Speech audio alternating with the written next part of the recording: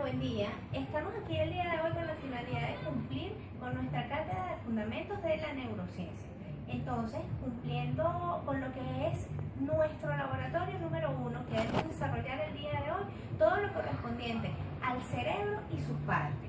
Por eso, en primer lugar, les quiero mencionar que estamos conformados nuestro equipo por el participante Michael Montañez, el participante Luis Echenique y mi persona, quien les habla, Isabel Reyes.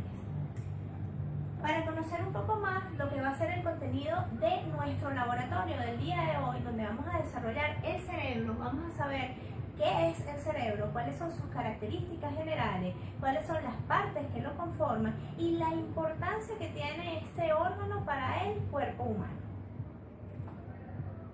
En lo que mencionamos el cerebro, es importante que traigamos a colación información muy valiosa. En tal sentido, podemos decir que el cerebro es el centro del control del cuerpo.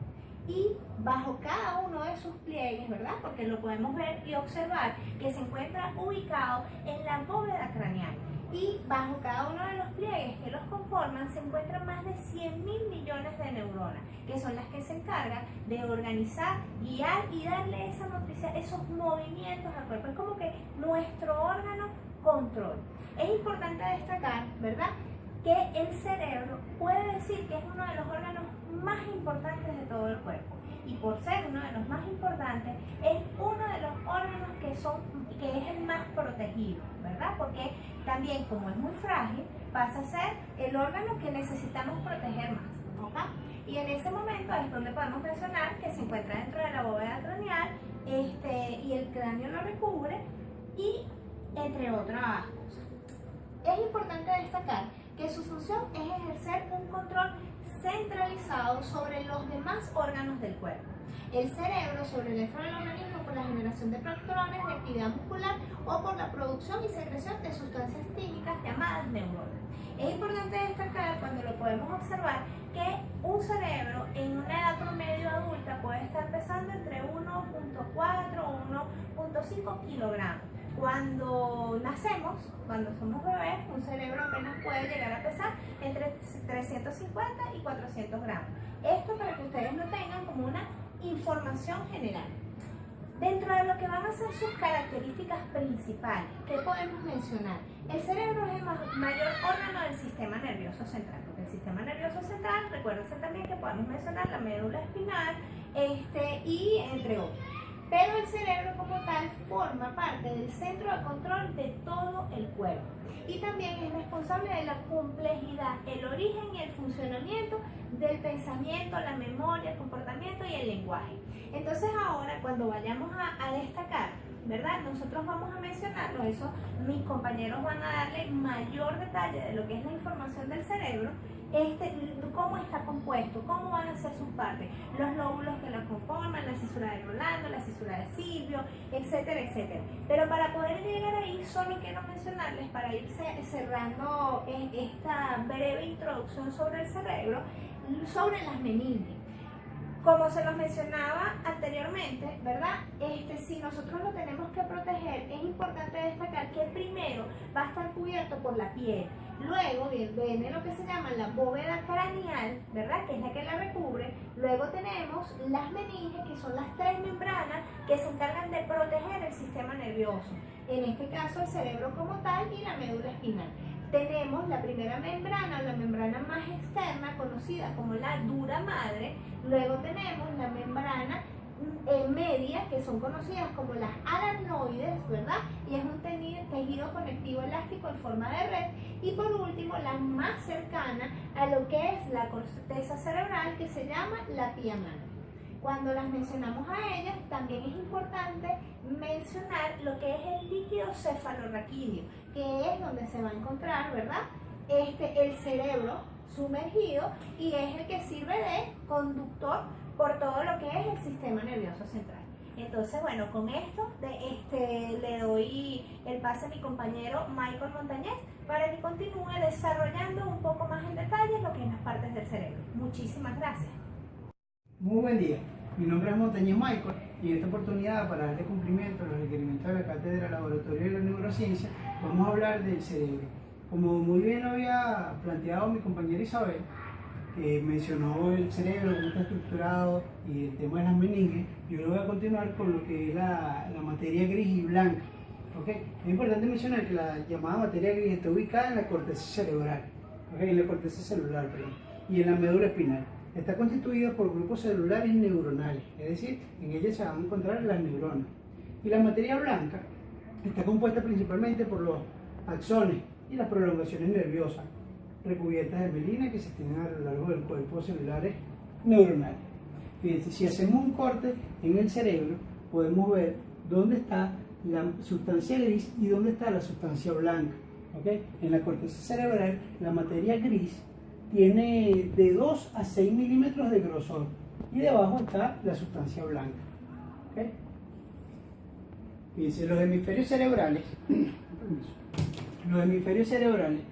son los que tenemos nosotros. Fíjense, tenemos el hemisferio derecho y el hemisferio izquierdo, separados, ¿verdad?, por una estructura denominada cuerpo calloso, que es el encargado de la comunicación entre ambos hemisferios. Okay, el hemisferio derecho está encargado de controlar la parte izquierda de nuestro cuerpo, y extrañamente el hemisferio izquierdo controla la parte derecha. Okay, tenemos 4 pares de lóbulos: el lóbulo frontal, el occipital, el parietal y los temporales. Yo le voy a hablar del lóbulo frontal. Fíjense, como lo vemos aquí en la imagen, está justo en la parte frontal de nuestra cabeza y contiene las neuronas encargadas de la producción del habla y la elaboración de pensamientos y la emoción. Adicionalmente, es encargada, pues, de la realización de los movimientos complejos. El lóbulo parietal, que está un poco más atrás, está separado del lóbulo frontal por la cisura de Rolando. Como lo vemos acá, está en la parte superior posterior, y en esa parte él recibe la información celular y influye en la ubicación espacial del cuerpo.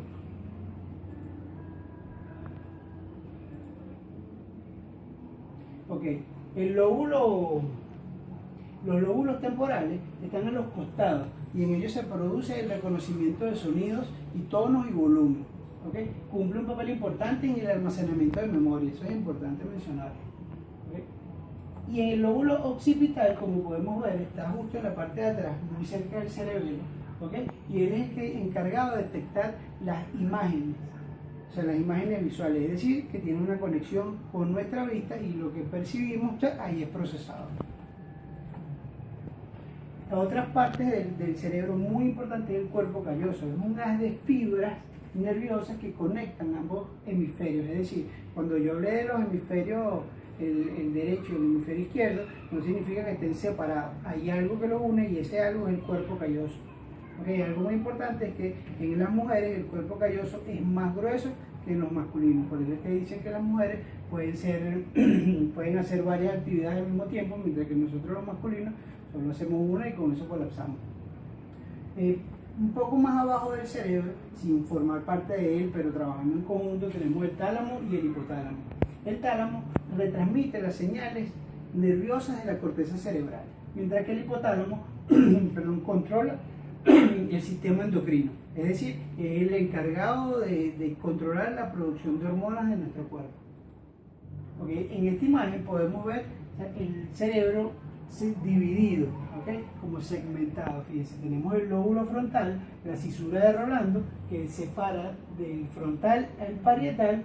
Tenemos el lóbulo occipital y los lóbulos temporales, en este caso estamos viendo uno solo, que es separado por la cisura de Silvio, tenemos el frontal. ¿Okay? Bueno, con esto, muchas gracias. Los dejo con mi compañero Luis Echenique. Mi nombre es Luis Echenique y continuando con la exposición de la parte de la disección teórico-práctica del cerebro, ¿verdad? Les voy a exponer entonces los puntos que consideré que son bastante interesantes. Nos encontramos con el cuerpo estriado, que también se le conoce como núcleo estriado, la cual es una de las partes subcorticales, o sea, hace referencia al interior del encéfalo y del prosencéfalo. Y también se dice que es una vía de información hacia los ganglios basales. A su vez, este cuerpo también recibe la información de la corteza cerebral formando dos sectores, el núcleo caudado y el núcleo lenticular, que a su vez, vamos aquí a la siguiente imagen, es lo que nos va a conformar a través del putamen y del globo pálido, ¿verdad? Ese núcleo lenticular. A su vez, el globo pálido es uno de los tres núcleos que conforman los núcleos basales que transmiten información a través de este putamen y del caudado hacia el tálamo. En la siguiente imagen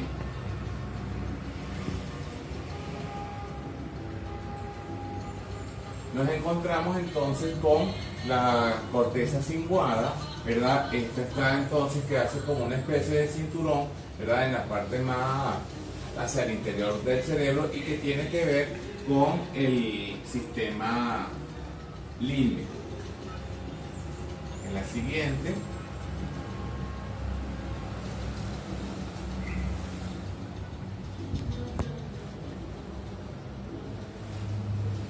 nos encontramos entonces con la corteza insular.